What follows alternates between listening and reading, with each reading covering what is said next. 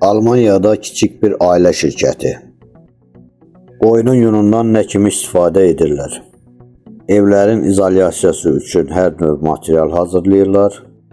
Keyfiyyətli material hazırlayaraq həm yaxşı qazanc əldə edirlər, həm də qoyunun yununu israf etmirlər. Salam dostlar, bilirsiniz mənim məqsədim sadəcə video çəkmək deyil. Mən istəyirəm qoyunçuluğun Azərbaycanda inkişafına maksimum dəstək olum. Bu sahədə qazancın maksimum yüksək formalarını araşdırıb tapım və sizlərlə də paylaşım. Amma bir problemdən danışmaq istəyirəm və xahiş edirəm bu videonu sona qədər izləyin və paylaşın. Biz illərdir qoyunun yununu zibil edirik. Ya atırıq, ya yandırırıq. Və bununla təkcə pul itirmirik. Təbiətdə çirkləndiririk. Torpağa atılan yun gec çürüyür, yandırılan yun isə havanı çirkləndirir. Həmişə olduğu kimi bununla bağlı yenə də bir araşdırma apardım. Lakin bu dəfə sizin dəstəyinizə çox ehtiyacım var. Belə ki, bu videonu maksimum şəkildə paylaşım etməlisiniz ki, hər kəs görsün, hər kəs bilsin, hər kəs xəbərdar olsun. Hazırsınızsa keçək videomuza. Almanya'da kiçik bir ailə şirkəti. Mən sizə böyük bir fabrikanın videosunda göstərə bilərdim.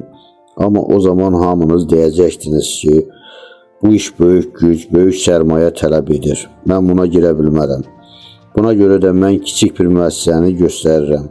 Görəsiniz ki, bu işə başlamaq çox çətin deyil və istəyənlərin sayı da çox olsun. Evlərin damı və divarlar üçün izolyasiya hazırlayırlar. Evin içində dekorativ elementlər, ara kəsmələr və divar izolyasiyonu da var.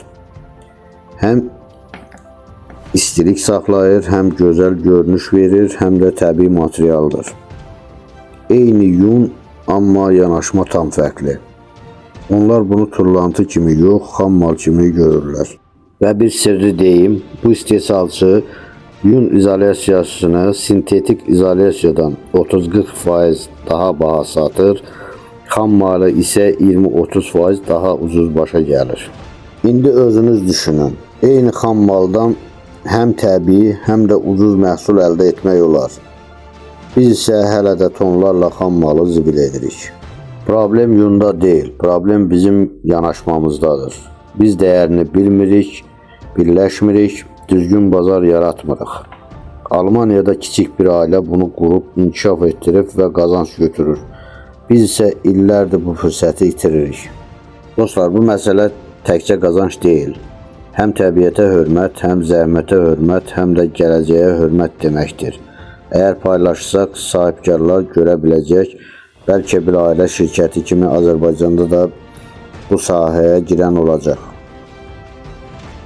İndi sizdən xahiş edirəm, WhatsApp'da paylaşın, qruplarda paylaşın, dostlarınıza göndərin. Qoy bu video çatsın sahibkara, iş adamına, qərar verənə.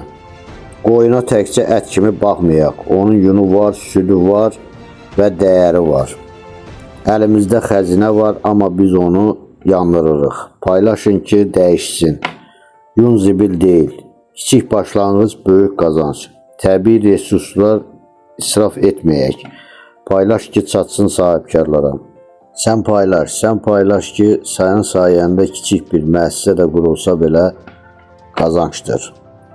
Həyatımızda olan 5 qoyunun yunu sizə az gələ bilər. Amma nəzərə alsaq ki, ölkədə bu qədər qoyunçuluq var, qoyunlar var və bu qədər yunlar, tonlarca yunlar israf edilir, yandırılır, çölə atılır və kimsənin bu vecinə deyil. Artıq buna dur deməyin vaxtıdır. Dostlar, fikrimcə mənim məqsədim, fikrim hər kəsə bəllidir. Videolarımı ardıcıllıq izləyənlər bilir. Özəlliklə də qoyunçuluqla məşğul olanlara, başlamaq istəyənlərə və mənə abunə olub izləyənlərə çox xahiş edirəm. Bu dəfə siz də mənə paylaşımlarla kömək edin ki, bir şeylərə nail ola bilək. Yeniliklər tapmaq mənlik, paylaşmaq sizlik.